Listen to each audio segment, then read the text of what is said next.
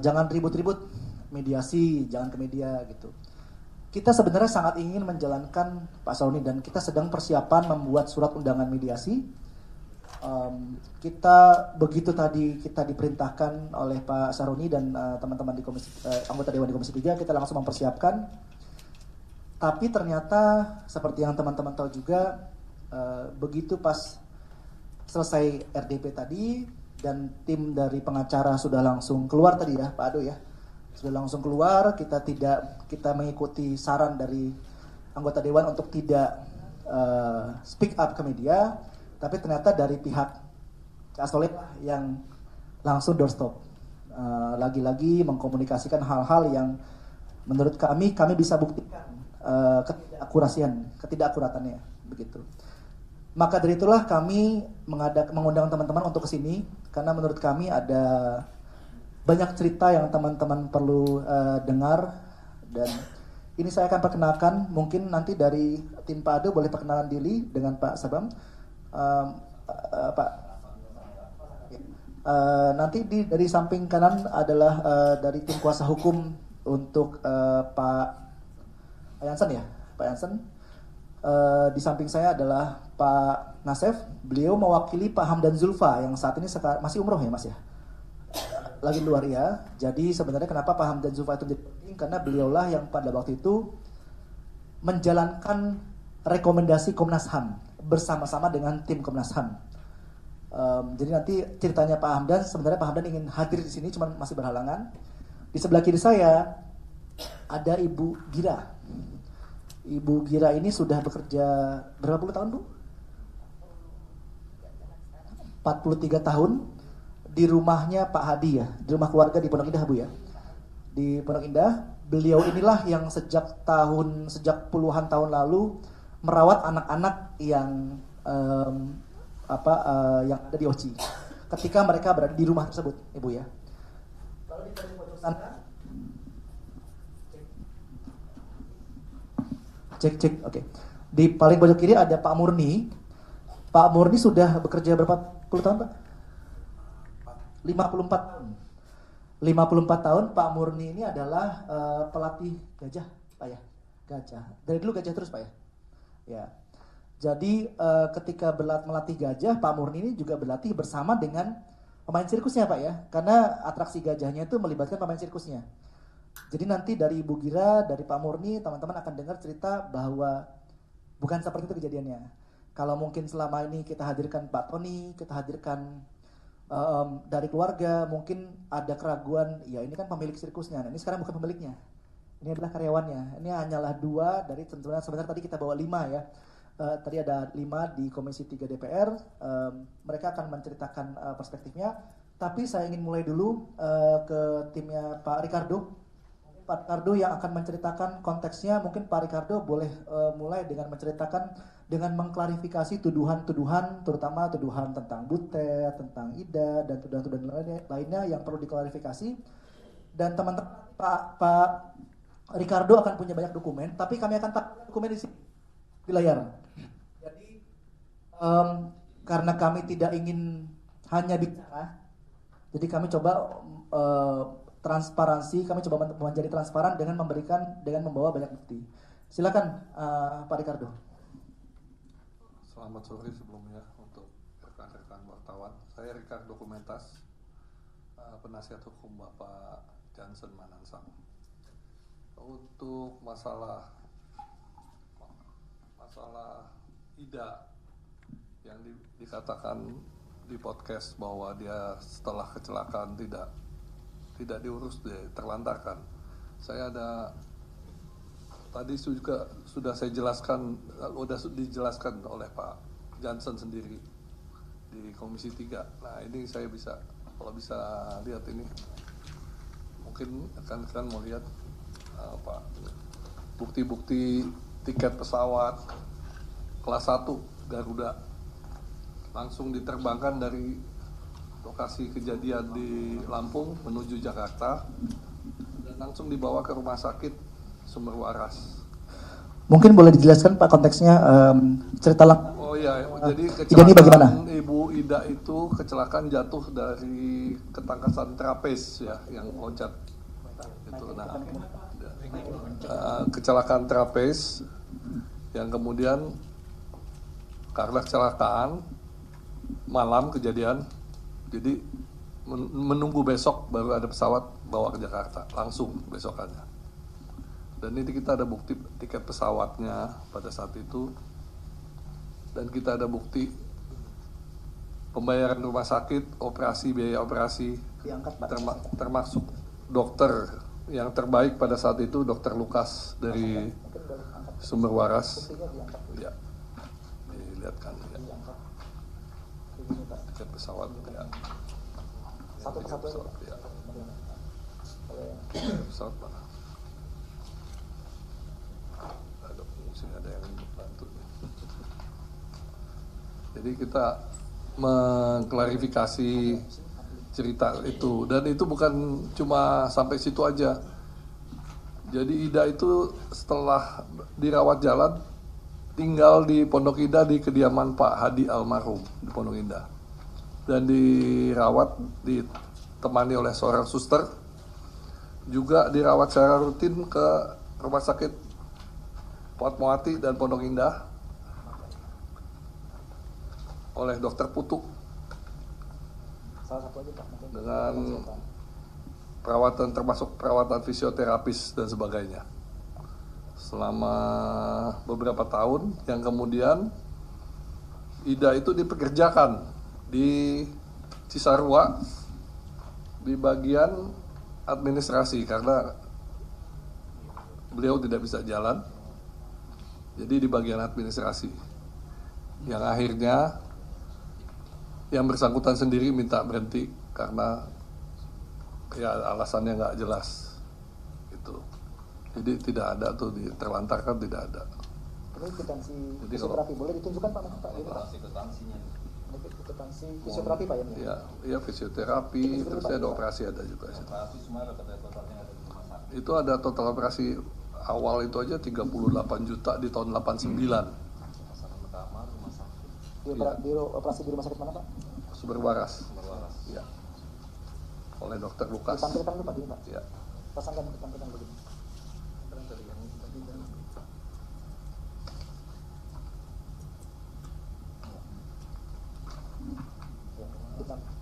Jadi Pak Ado, mungkin tadi kan di rapat dengar pendapat teman-teman menyaksikan bahwa saya mengutip pernyataan dari Pak Jan. Cowok Soleh, kuasa hukumnya. Dia menyatakan bahwa setelah Ida menjadi cacat, lalu dibuang, Ya, tidak bilang dipekerjakan lagi. Ya. Keterangannya dari kita, Ida ini dipekerjakan selama berapa lama setelah dia cacat, Pak? Cukup lama lah ibu itu, Ibu Gira. Bisa ada sekitar, dia dirawatnya aja 3 tahunan. Ditambah kerjanya ya bisa tambah 3 tahun lagi. Dan kita ada bukti slip gaji dari Ibu Ida. Iya. Ya, Iya. Jadi kita ada bukti slip gaji dari Ibu Ida. Kalau dibilang bahwa Ibu Ida dibuang, ditelantarkan dan tidak diupah, ini semua. kita ada bukti slip gaji dari Ibu Ida. Jadi, kalau mau ada yang mau lihat sini. Ya, ditunjukkan gini aja Pak. Apa? Tiket pesawat.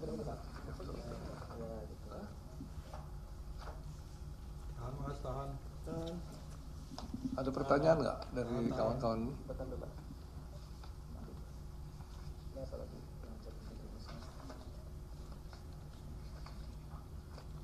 Iya, boleh Pak. Tiket pesawat aja seperti itu. Itu kwitansi ya Pak, tunjukin Pak. Itu rumah sakit itu tuh berwaras banyak. Iya, coba ditampilkan Pak kwitansi luar berwaras itu, coba dipegang sini Pak. Pembiayaan perawatan. Tahan Pak, tahan dulu. Banyak loh itu, bukan Sumber waras. Ada sumber waras. Banyak sumber waras. Jadi Pak Ricardo, ya. konteksnya yang kita perlu pertegas di sini adalah karena kejadian cederanya adalah malam, Dia diterbangkan esokan harinya Pak ya, karena menunggu memang pesawat tidak ada pesawat ya. dari Lampung ke Jakarta.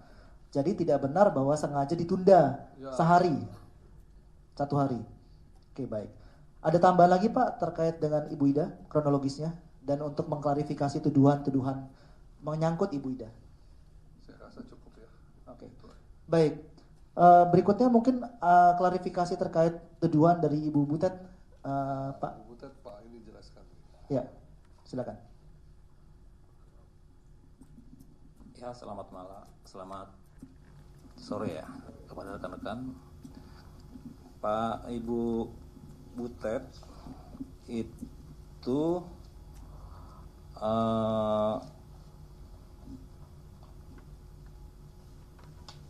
dia memang Masa remaja ya. mempunyai masa remaja. Bu Butet itu Pertama dia ada tanggal lahir, bohong dia tidak dikasih tahu tanggal lahir. dia mempunyai tanggal lahir tanggal 9 Desember 1971.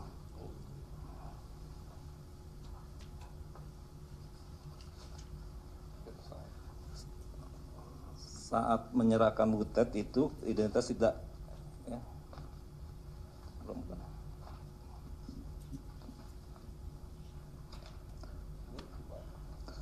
masih banyak ya. Baik, coba mungkin saya sambil nanti Pak Sanggam cari, saya akan mencoba menyeimbangkan ceritanya dari Ibu Gira. Ibu Gira sudah boleh dipakai Ibu. Sudah bekerja di rumah Pak Hadi dari tahun berapa, Bu?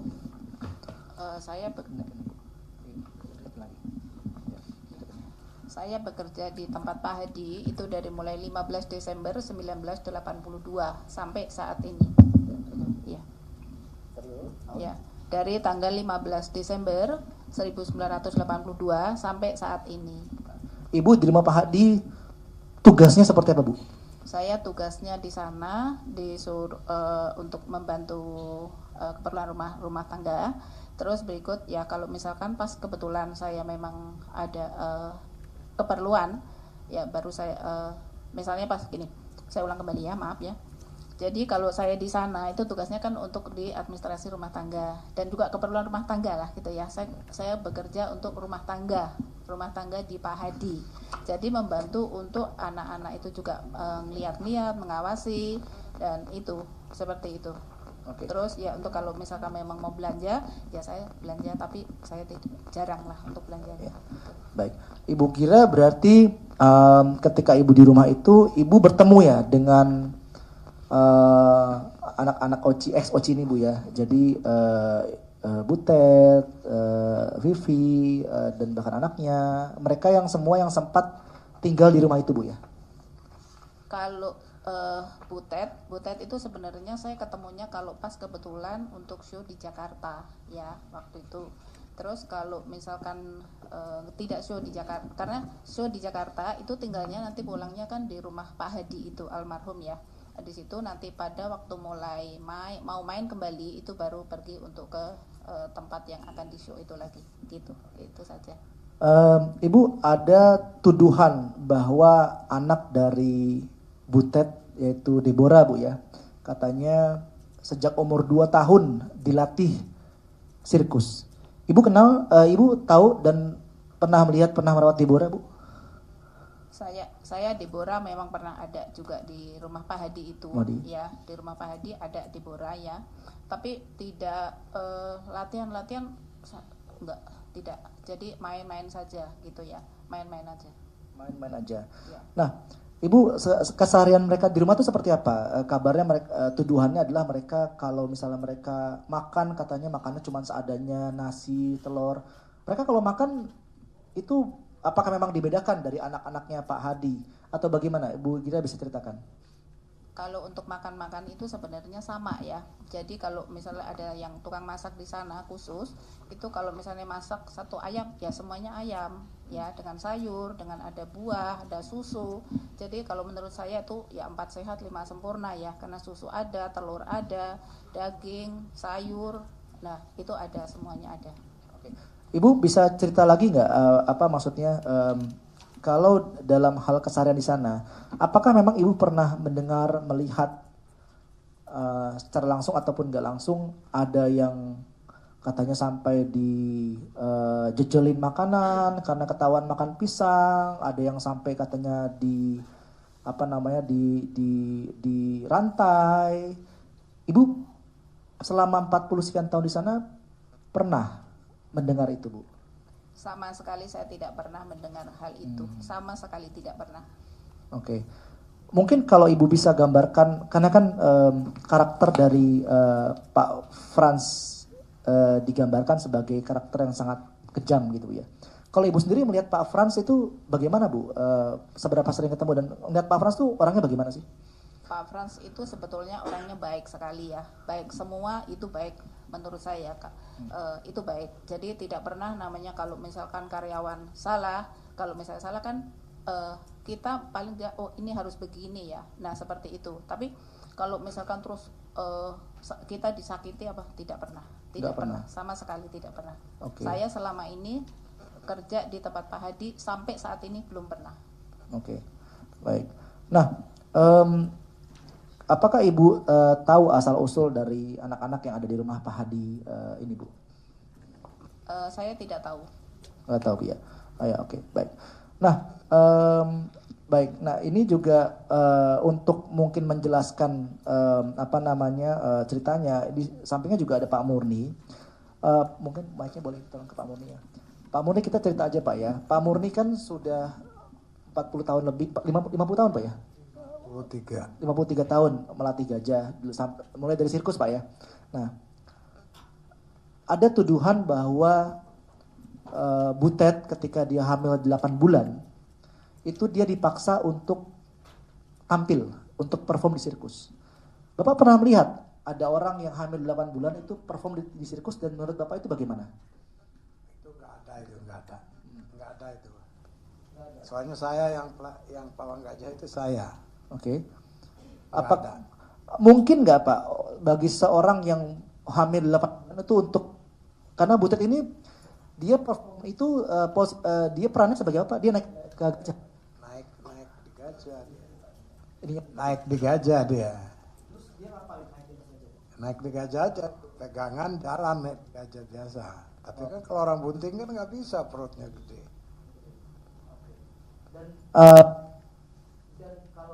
Dilihat ini adalah tentang ikat dengan rantai gajah, Pak. Ya itu, kalau rantai gajah itu enggak, saya juga membata itu belum pernah tahu saya, nggak pernah ada. Apalagi rantai gajah kan dipakai mengikat gajah. Nggak pernah ada, kalau nggak pernah tahu saya selama di sirkus. Tapi apakah mungkin bentuk rantai gajah itu gimana sih Pak? Kan kita kan mungkin di sini belum pernah punya gambaran Pak ya.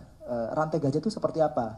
Apakah mungkin untuk diikatkan di badannya apalagi anak-anak remaja gitu, anak-anak kecil di bawah 10 tahun? Besar? Rantainya. Rantai itu besar loh Pak. Kayak rantai kapal itu loh. Kayak rantai kapal? Oke. Jadi diikat, kalau untuk gajah kan saya ikat di balok, kasih patok, baru ikat ke kaki gajah, itu nggak bisa dibuka. Nggak ada yang bisa ngambil. Karena itu khusus untuk gajah udah diikat mati. Oh, diikat mati rantainya. Oh, oke. Jadi rantai itu diikat di sebuah balok kayu, lalu diikat mati, lalu nanti dicantelkan ke gajahnya. Ke gajahnya. Jadi untuk ikat gajah, jadi khusus untuk ikat gajah. Jadi kalau orang diambil untuk ikat orang itu udah bohong. Nggak bisa Pak ya. Baik. Ada juga tuduhan bahwa pada suatu waktu Ibu Butet itu dijejeli dengan kotoran gajah dan disetrum pakai strum gajah. Itu Bapak bagaimana? Bisa cerita, apakah pernah tahu, pernah dengar, atau seperti apa Pak? Selama saya yang masih ada di OC itu Pak ya, itu ngurus gajah, ngurus apa tuh belum pernah dengar, belum pernah lihat bahwa ada berita di sumpel tai gajah, itu belum pernah lihat. Atau strum. Alat strum itu saya yang megang. Bentuknya seperti apa Pak? Seperti alat strum seperti apa itu, senter itu. Oke, ya. Ada ujungnya itu. Oke. Jadi bukan sembarangan orang bisa bawa. Alat strum itu Bapak yang pegang, ditaruh di mana kalau Bapak lagi tidak pegang? Ya kalau saya taruh di mes saya. Di mes Bapak? Jadi ruangan saya, enggak tempat orang lain. Oke. ketika kejadian Ibu Ida itu jatuh, Bapak waktu itu ada yang dia kecelakaan, Ibu Ida? Waktu Ida kecelakaan itu saya nggak ada itu, Pak. Pas nggak ada. Oke, baik. Mungkin Pak Murni bisa ceritakan, kan ada lagi tuduhan ditutup dari dunia luar, seakan-akan dikucilkan gitu Pak ya. Bisa diceritakan nggak Pak kehidupan anak sirkus ini ketika mereka tidak tampil atau tidak latihan, mereka tuh ngapain aja sih Pak sehari-hari? Malam ngapain? Kalau nggak latihan ngapain? Bisa diceritakan mungkin Pak? Kan Bapak kan bagian dari mereka kan selama puluhan tahun. Tapi mereka tuh kalau nggak dibebasin itu enggak Pak. Memang mereka bangun pagi emang. Jam 7 itu mereka udah mulai pemanasan. Latihan biasa. Semaunya mereka masing-masing. Itu termasuk pimpinan saya. Termasuk Pak Yanson, Pak Pran. Juga di situ melancarkan akrobatnya itu. Jadi bukan latihan tapi pemanasan. Tapi setelah itu paling sampai jam 9. Sampai jam 9 mereka sarapan. Nah, habis sarapan itu kan mereka istirahat. Nanti jam 10 mereka mulai lagi. Mulai lagi itu jam 12 mereka istirahat, tidur. Semua harus tidur. Jadi bukan dipaksa mereka nggak dikeluar, tidur. Istirahat tidur. Nah, nanti jam 3 mereka bangun. Performa tampilnya jam berapa Pak? Mulai atraksi kita kan malam Pak, mulai Malam. jam 7. Jam 7. Jam 7 mulai show. Oke. Jadi kita kan, mereka kan karyawan, biar pemain kan jam 5 ada siap. Iya. Oke. Nah, lalu kalau selesai show itu apakah memang tidak dikunciin, tidak boleh keluar dari lokasi sirkus atau bagaimana Pak? Boleh keluar atau seperti apa? Tapi kalau anak-anak, kalau zaman rombongan ini kan masih kecil-kecil Pak. Iya. Masih umur 10 ke bawah itu memang nggak boleh. Nggak boleh. Kita kan takut anak-anak keluar. Iya. Bisa hilang, bisa kemana. Memang nggak boleh keluar pagar. Tapi kalau yang besar, kalau yang sudah belasan tahun itu ada yang Ada. kemana biasanya mereka Pak? Bisa sampai ke depan pintu masuk itu bisa. Oke. Mereka biasanya ngapain tuh Pak keluar tuh? Ya cuman bantu lihat-lihat, jaga orang situ aja. Oke. Masuk. Oke, baik. Ya. Ibu kira mungkin ada yang mau disampaikan lagi nggak Pak? Bu, maksudnya perasaan Ibu sebagai orang yang sudah bekerja 40 sekian tahun sama keluarga Pak Hadi. Lalu Ibu sudah baca kan Bu ya pemberitaan akhir-akhir ini ya Bu ya. Ibu bagaimana perasaannya Bu? Ya, saya ikut sedih juga. Anakin lagi Bu.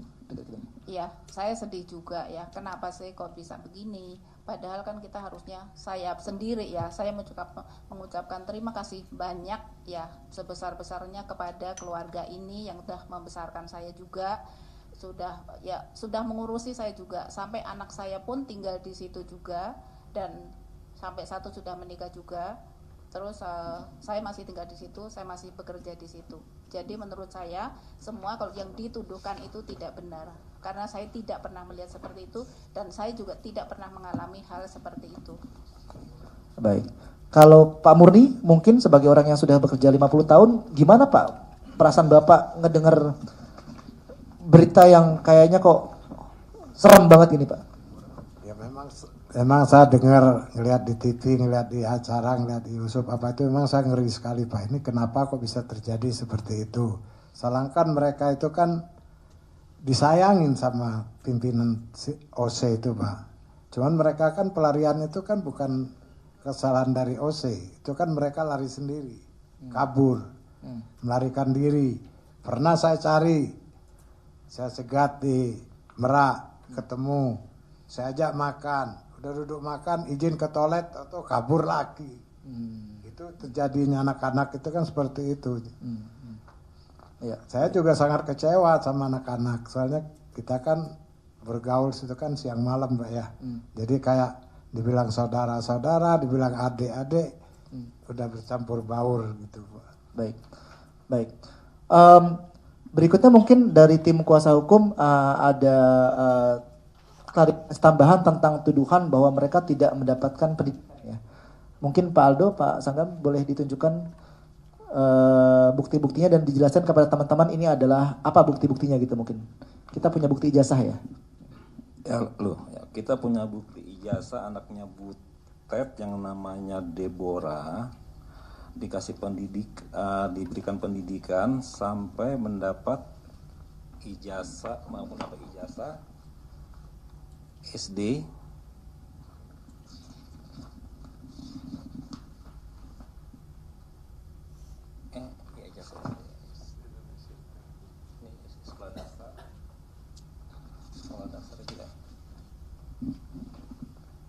SMP. Jadi diterlantarkan memang anak di sana tidak ada. Itu ternyata ini salah satu bukti yang menyandarkan anak-anak dikasih pendidikan yang layak.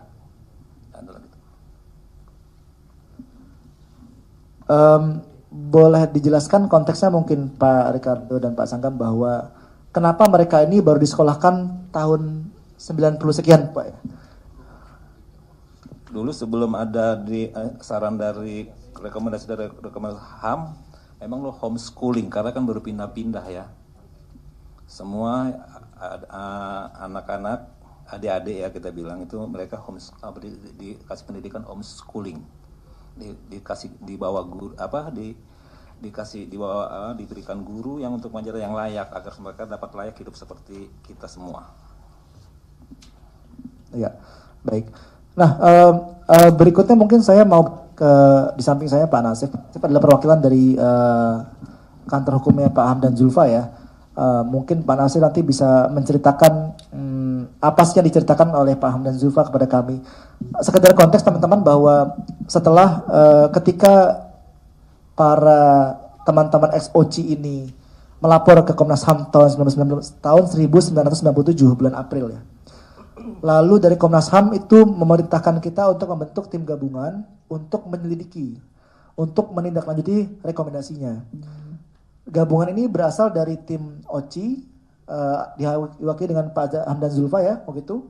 Ada juga terlibat Pak Tony, dan juga dari Komnas HAM itu sendiri. Nah, kebetulan untuk menindaklanjuti rekomendasi Komnas HAM terkait dengan asal-usul, itu yang pergi adalah Pak Hamdan Zulfa. Mungkin Pak Nasif bisa cerita sedikit Pak konteksnya. Ya, terima kasih. Selamat sore, salam sejahtera bagi kita semua. Yang saya hormati rekan-rekan media ya. Tadi seperti yang dijelaskan, saya sebenarnya mewakili Pak Hamdan Zulfa. Pada saat itu Pak Hamdan Zulfa memang ditunjuk oleh OCI untuk menjadi kuasa hukum pada saat adanya laporan ke Komnas HAM terkait dengan permasalahan atau dugaan adanya penganiayaan dan seterusnya itu. Jadi sebenarnya cerita yang disampaikan sekarang heboh di media ini sebenarnya bukan cerita baru kira-kira gitu. Ini sudah pernah dilakukan investigasi mendalam oleh Komnas HAM.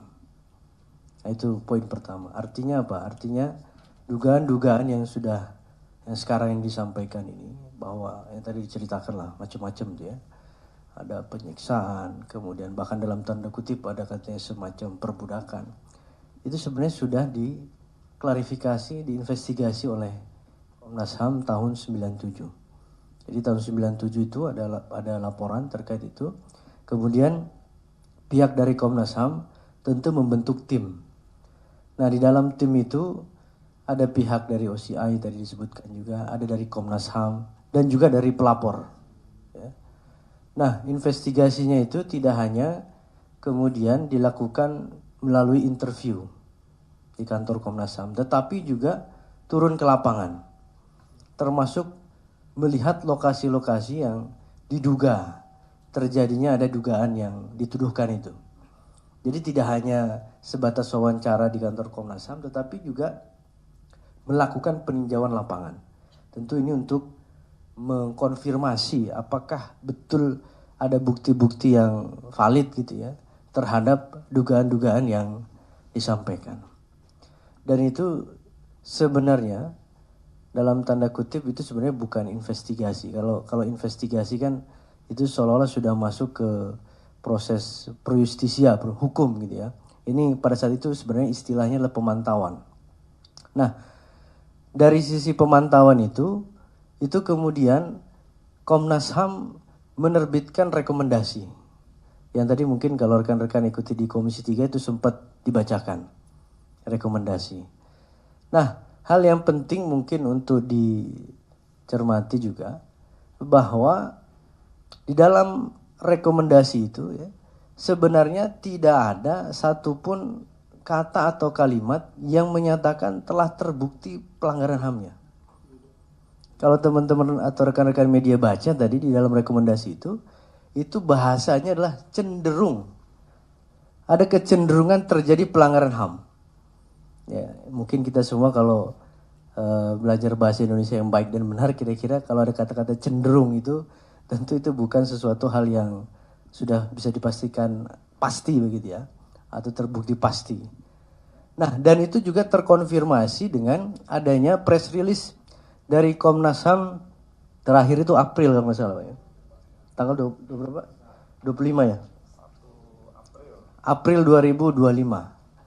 Di situ bahasanya juga jelas. Ini yang perlu kami pertegas. Bahasanya adalah dia merefer ke laporan dan rekomendasi Komnas HAM tahun 1997. Bahasanya di situ disebutkan dugaan pelanggaran HAM. Jadi lagi-lagi sebenarnya Komnas HAM sendiri tidak pernah menyimpulkan bahwa telah terjadi pelanggaran HAM. Makanya kalau kita mau merefer ke bukti otentiknya kira-kira gitu ya, ke yang rekomendasi itu yang tadi ditampilkan di Komisi 3 itu kita bisa melihat dengan pasti begitu ya bahwa sebenarnya cerita soal pelanggaran HAM itu sebenarnya tidak ada ya. Itu yang pertama yang ingin kami pertegas. Kemudian yang kedua, bahwa ada indikasi terhadap itu memang di dalam rekomendasi itu ada ya. Indikasinya apa? Ini sekali lagi indikasi ya, artinya bukan sesuatu hal yang telah terjadi dan terbukti begitu. Indikasi baru. Mungkin bisa ditampilkan di situ. Nah, indikasi-indikasi pelanggarannya itu yang pertama adalah terkait dengan asal-usul, identitas, hubungan kekeluargaan dan seterusnya. Itu yang pertama. Kemudian yang kedua, ada indikasi pelanggaran terhadap hak-hak anak untuk bebas dari eksploitasi yang bersifat ekonomis. Ketiga, pelanggaran terhadap hak-hak anak untuk memperoleh pendidikan umum yang layak. Kemudian pelanggaran terhadap hak-hak anak untuk mendapatkan perlindungan keamanan dan jaminan sosial yang layak. Nanti akan kita elaborasi terkait dengan tindak lanjutnya. Jadi ada 4 hal itu yang sifatnya indikasi sebenarnya. Dan itu dikonfirmasi sekali lagi oleh Komnas HAM terakhir di April 2025. Nah, dari keempat ini kalau kita lihat, tidak ada di situ indikasi adanya penyiksaan. Kira-kira itu. Teman-teman nanti bisa cek sendiri langsung. Jadi tidak ada di situ Komnas HAM menyinggung soal penyiksaan. Artinya apa? Kalau itu memang benar terjadi pada saat itu, tentu hasil pemantauan Komnas HAM akan bicara soal itu, kira-kira gitu. Pasti akan tertera di situ. Tidak mungkin tidak gitu. Nah, karena artinya apa? Kalau Komnas HAM tidak mencantumkan itu, berarti hasil pemantauannya memang tidak menemukan bukti-bukti yang valid terkait dengan adanya dugaan penyiksaan. Itu poin yang kedua. Jadi hanya 4 indikasi ini yang ditemukan oleh Komnas HAM. Kemudian yang ketiga, atas dasar adanya fakta-fakta itu, indikasi tadi, maka Komnas HAM memberikan 4 rekomendasi. Ya. Yang pertama, OCI bekerja sama dengan instansi-instansi terkait, Komnas HAM, Puskopau, Depdikbud, dan Menpora, perlu segera secara koordinatif mencegah dan mengakhiri terjadinya perbuatan yang cenderung menimbulkan pelanggaran HAM. Nah ini, lagi-lagi kalau misalnya dari pihak sebelah mendasarkan pada rekomendasi bahwa terbukti ada pelanggaran HAM, mungkin salah baca kali ya. Di rekomendasi poin berapa ini? 3A ya, 4.1 itu jelas bahwa terjadi perbuatan yang cenderung menimbulkan pelanggaran HAM. Nah itu satu. Kemudian yang kedua, 4.2 untuk menjernihkan asal-usul anak-anak pemain sirkus yang belum jelas asal-usulnya, OCI bekerja sama dengan Komnas HAM akan melakukan publikasi dan langkah-langkah yang diperlukan. Nah, terkait dengan rekomendasi 4.2 ini, pada saat tidak lama setelah terbitnya rekomendasi ini, memang Komnas HAM beserta ada dari pengawasnya, jadi nggak hanya Komnas HAM sendiri, ada juga pengawas beserta tim pelapor dan juga tim dari kuasa hukum OCI yang pada saat itu Pak Hamdan Zulfa langsung yang ikut, itu menyisir sejumlah lokasi yang diduga itu tempat asal-usulnya anak-anak pemain sirkus ini. Ya. Nah, ketika terjun ke lokasi itu, ya memang tidak ditemukan lagi begitu ya. Sulit karena ini udah udah beberapa tahun yang sebelumnya begitu ya.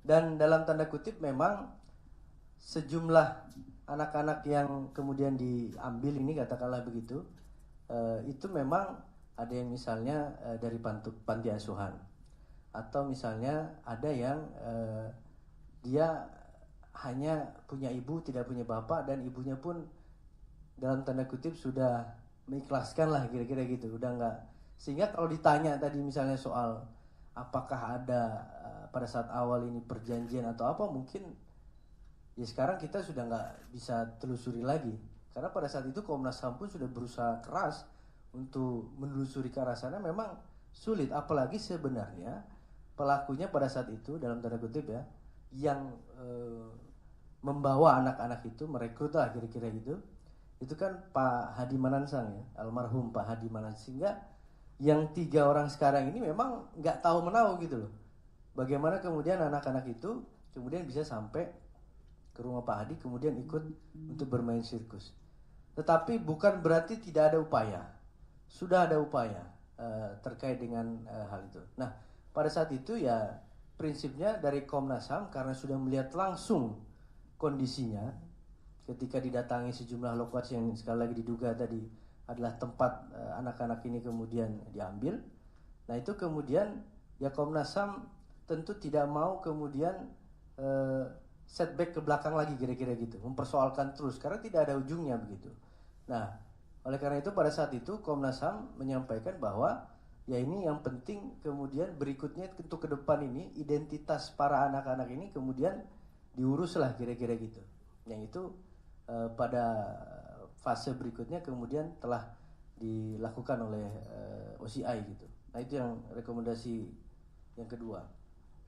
Kemudian yang ketiga, praktek latihan terhadap anak-anak atlet sirkus yang disertai dengan tindakan-tindakan disiplin yang keras hendaknya dijaga jangan sampai menjurus ke arah penyiksaan baik mental maupun fisik. Nah, ini kalau terkait ini tentu nanti testimoni-testimoni dari para saksi itu yang bisa mengkonter karena kami juga tentu tidak melihat secara langsung. Tetapi prinsipnya adalah Komnas HAM sendiri sebenarnya mengakui bahwa memang terkait dengan metode pelatihan di sirkus ini agak beda gitu loh dengan atlet-atlet pada umumnya begitu, yang lain begitu. Karena apa? Karena di situ juga di rekomendasi disebutkan butuh kedisiplinan dan lain sebagainya, sehingga ada mungkin treatment khusus yang agak berbeda. Mungkin tingkat kedisiplinannya yang lebih tinggi dibanding yang lain. Tetapi memang Komnas HAM juga menyampaikan walaupun itu ada dalam tanda kutip dalam rangka melatih kedisiplinan, tetapi tidak boleh sampai mengarah kepada kekerasan fisik maupun psikis dan itu. Nah, itu kalau terkait tuduhan itu tentu yang tadi disampaikan saksi-saksi juga itu bisa membantah itu kan gitu. Kalau itu kan harus dibantah dengan orang yang juga menyaksikan secara langsung pada saat itu. Kemudian yang terakhir, ini terkait dengan rekomendasi yang keempat. Berbagai sengketa yang masih ada antara OCI dengan anak-anak atlet sirkus, ex-atlet sirkus hendaknya diselesaikan secara kekeluargaan. Nah, ini saya kira yang tadi juga menjadi penekanan dari Komisi 3 bahwa sebenarnya di dalam rekomendasi Komnas HAM itu jalan keluarnya itu sudah ada, yaitu penyelesaian secara kekeluargaan. Dan pada saat itu sebenarnya dari pihak OCI juga sudah melakukan apa yang direkomendasikan Komnas HAM ini. Nah, detailnya seperti apa ya tentu ini karena nanti Pak Hamdan langsung yang mengikuti pada saat itu, saya belum dapat informasi juga. Tetapi pada saat itu informasinya telah ada penyelesaian, sehingga kan sekian lama itu kan dalam tanda kutip sudah tidak ada lagi yang mempersoalkan itu. Kan logikanya adalah kalau pada saat itu nggak selesai ya pasti ini kan akan dituntut terus gitu. Nah, buktinya dari 97 sekarang tahun berapa ya? 2025 baru muncul lagi kan itu. Nah ini yang dalam tanda kutip juga agak mengherankan. Nah itu kira-kira 4 rekomendasi yang dikeluarkan oleh Komnas HAM dan bagaimana secara garis besar tindak lanjutnya. Nah kemudian terakhir mungkin kami juga ingin menyampaikan satu kesimpulan begitu ya dari peristiwa ini. Muara dari tuduhan-tuduhan itu sebenarnya adalah di rekomendasi Komnas HAM. Ya. Jadi cerita-cerita yang berkembang segala macam itu, entah yang sekarang masih otentik atau tidak, atau sudah banyak dibumbui atau tidak, kita nggak tahu lah ya. Tetapi pada prinsipnya seluruh cerita itu muaranya kan ada di rekomendasi. Dan itu sudah dinyatakan secara tegas oleh Komnas HAM.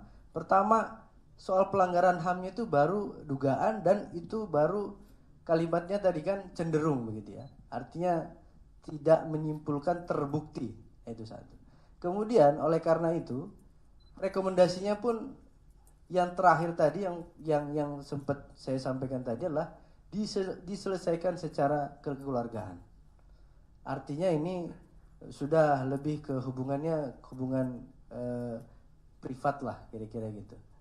Dan yang berikutnya, kalau pada saat itu Komnas HAM menemukan ada bukti-bukti yang kuat yang mengarah ke tuduhan-tuduhan atau laporan itu pasti Komnas HAM akan meningkatkan status hasil pemantauannya itu ke tahap yang berikutnya, kira-kira gitu.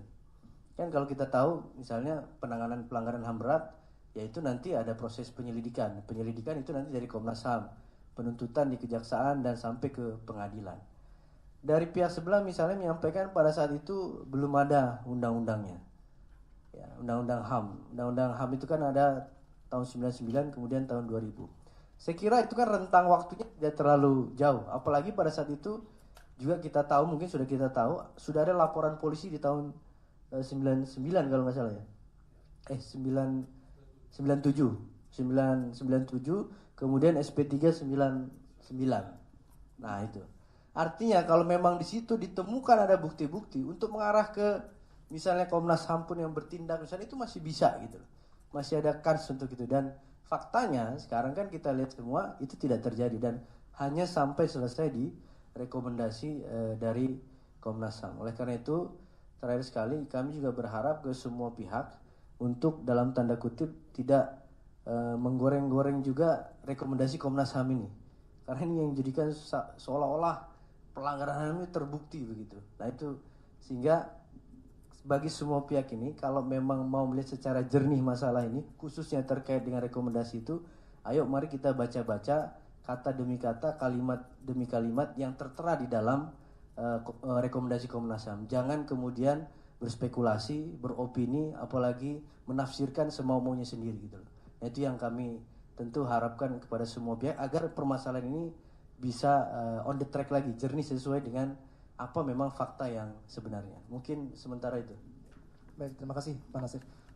Berikutnya mungkin saya juga supaya tidak berspekulasi, mungkin teman-teman ketika melihat pemberitaan yang ada, ketika melihat wawancara di podcast, beranggapan bahwa situasinya sangat horor begitu ya. Kita mau kasih lihat gambaran kehidupan mereka sehari-hari seperti apa. Ada kehidupan yang ada di rumah, ada yang di sirkus. Ini mungkin kita bisa play. Ini foto-foto sirkusnya.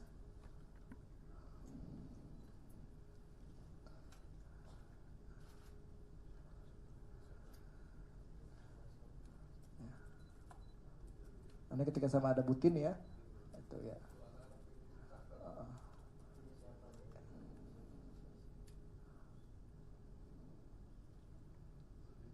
Ini salah satu yang dinikahkan, tapi dinikahkannya kalau nggak salah waktu itu iya, ini salah satu anak sirkus yang dinikah. Ibu ingat nggak Bu, yang dinikahkan siapa Bu? Tahu nggak Bu? Ada dinikahkan? Siapa anak Bu? Nggak ingat. Oke, tapi ada Bu ya. Oke, next lagi Bu, mungkin. Ya. Terus.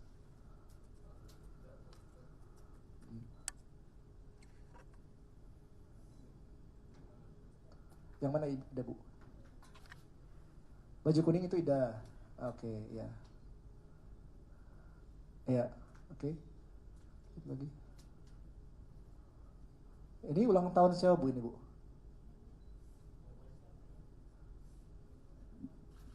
Paling ujung kiri, Butet. Iya. Vivi.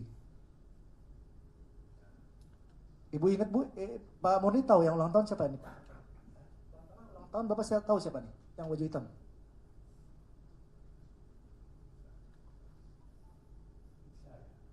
Lisa, yang baju hitam ini.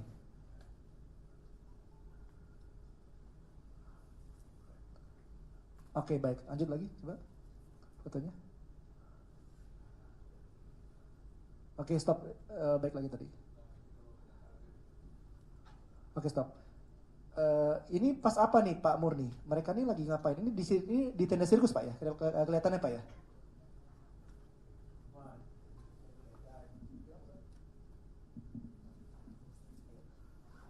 Ini sedang di tenda ini Pak, sedang belajar baca nulis itu. Nah, dalam sehari ini mereka belajar setiap hari, Pak? Dia ada guru lesnya itu. Ada guru lesnya. Berapa jam tuh mereka belajar? Ada 2 jam Pak. Pagi, setelah siang, makan siang. Habis setelah makan siang, sebelum perform berarti Pak, sebelum tampil ya. Oke. Next lagi. Oke, ini liburan ya. Pak Murni kalau liburan ini nggak diajak, Pak ya? Bapak kalau liburan nggak diajak, Pak ya? Nggak diajak. Oke, baik. Next lagi. Ya. Anak ini kan hampir setiap minggu diajak jalan-jalan kemana aja. Setiap hari Senin kalau nggak salah, Pak ya? Ya, tiap hari Senin. Setiap hari Senin itu adalah libur latihan, Pak ya, tidak latihan tapi tampil, Pak ya. Lalu dimanfaatin buat Ya. ya. Sebenarnya kita juga ada tadi satu kesaksian dari keterangan dari supirnya ya, Pak Johannes tadi ya. Jo ya, Pak Jo ya. Dia supir yang setiap hari itu setiap hari Senin dia mengantar mereka ini jalan-jalan. Iya, memang. Ada yang jalan-jalan ya, Pak ya. Setiap minggu pasti ada. Pasti ada itu, Pak. Keluar. Pasti keluar ya. Ya. Ini yang baju merah siapa nih, Bu? Ida, Bu ya? Itu Butet. Baik. Next lagi yuk. Ini oke, ini kayaknya makan-makan jalan-jalan pas jalan-jalan ya. Next lagi. Oke. Ini jalan-jalan. Iya. Iya. Masih sirkus, Bu ya. Oke. Sering kayaknya banyak ya Pak ya foto jalan-jalan ya Pak Murni ya. Ini Butet sama Ida. Butet sama Ida. Yang Butet yang kiri Pak ya. Pas ulang tahun ya. Ulang tahun. Kayaknya ulang tahun Butet ya. Oh iya, ulang tahun Butet tuh di kuenya Butet tuh. Ada kursor nggak? Coba di bagian bawah kuenya tuh. Enggak. Oh enggak deh. Tuh. Ya. Tuh di bagian bawah kelihatan Butet. Situ. Di bawah angka 16 ada tulisan Butet ya. Ini ulang tahun Butet ya. Next lagi.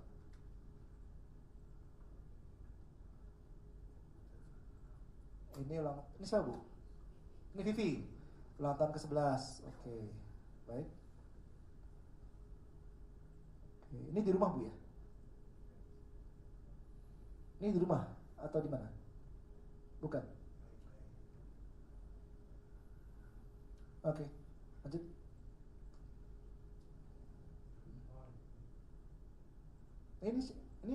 Ini pesta apa, Bu? Butet yang ke sebelah kanan. Oh, yang kanan siapa, Bu?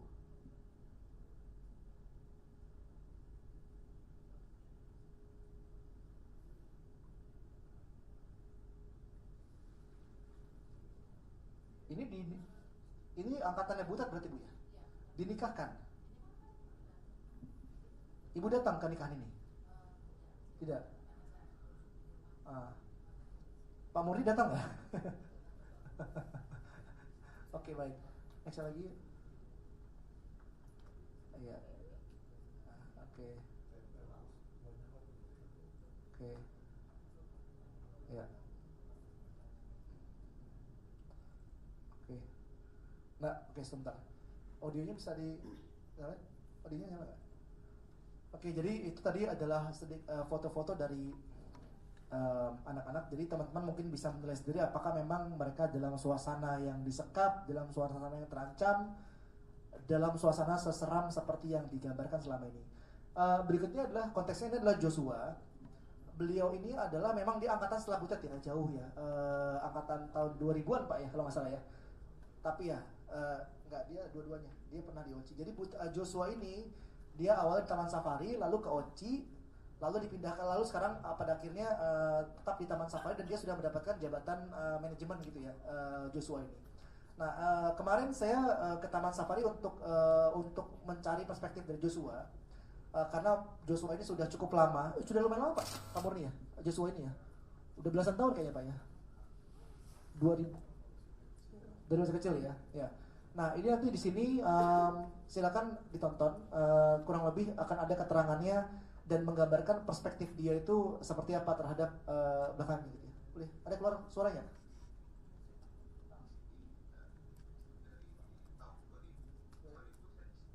Sempat di sirkus ya? Ya. Di sirkus itu berapa tahun? Kalau di sirkus itu saya di tahun 2013 Januari Oh ya, oke. awal tahun Sampai terakhir di 2020. oh 2020, oh 10 Januari. tahun gitu ya. Ya. Oke. Dulu di sirkus pegang apa Jas? Perannya apa Mbak? Kalau di sirkus saya perannya jadi performer. Oh. Biasanya kita ada acara di udara juga. Saya main di acara di udara. Udara? Itu flying terapis namanya. Oh yang lompat-lompat itu ya? Ya. Maafin subtitlenya karena ini pakai AI. Apa captionnya? Oh oke. Itu yang ngajarin siapa Jas? Kalau yang ngajarin, Ya.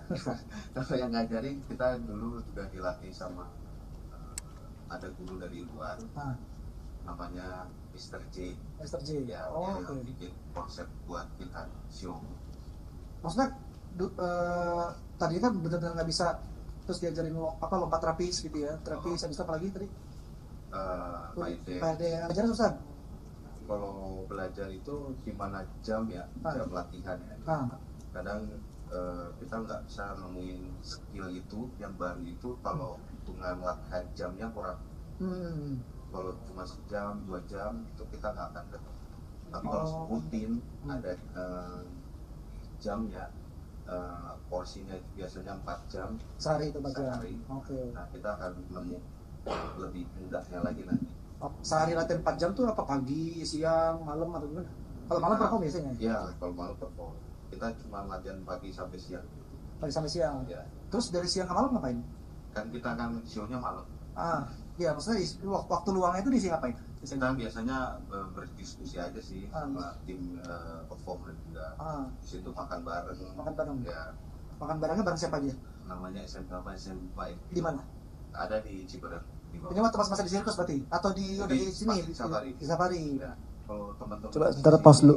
Jadi konteksnya Joshua ini adalah dia ke Taman Safari dulu, baru ke OCI. Tapi OCI-nya ini kalau teman-teman lihat tadi kan tahun 2010-an ya. Itu sudah manajemen OCI yang berbeda karena tahun segitu tuh OCI-nya tuh sudah diisi sama orang-orang luar, sama bule-bule. Jadi kalau teman-teman lihat ada oriental sirkus di tahun segitu itu isinya banyak ya kalau nggak salah ya Pak Murni ya. Pak Murni OCI yang tahun-tahun 2010 ini kan isinya banyak orang luar Pak ya. Iya itu sudah berpindah manajemen jadi sudah nggak dipegang sama tapi namanya masih Oriental Sirkus Indonesia. Jadi Joshua ini besar di Taman Safari lalu sempat dipindah ke OCI lalu sekarang balik lagi ke Taman Safari. Makanya tadi ada timelinenya agak lompat-lompat ya teman-teman ya. Anak-anak dari tahun 2021. Oke. Saya dipercayain sama Om Frans jadi wakil kepala Frans Manansang ya. Di Safari Theater. Sekarang saya juga ngepegang menjadi kreatif sama performer juga. Kalau saya itu ayah saya sih. Bapak saya. Kenapa kok bisa anggap dia gitu? Karena gini ya, tanpa Om Frans juga saya bukan apa-apa. Gitu. Dari hati saya kayak ngeliat Om Frans tuh ngebimbing saya. Apalagi saya dipercayain untuk pegang Safari Theater terus mengarahkan menggalang biar anak-anak tuh jadi teamwork yang solid gitu. Jadi kalau mau ada event, mau ada panggilan dari owner bikin acara, kita siap. Kamu galak nggak? Hah? Yang benar, galak kali. Hoax itu. Nggak galak emang? Enggak. Nggak. Yang kamu pelajari banget dari Om Frans apa? Lebih kayak kita harus jadi orang yang bisa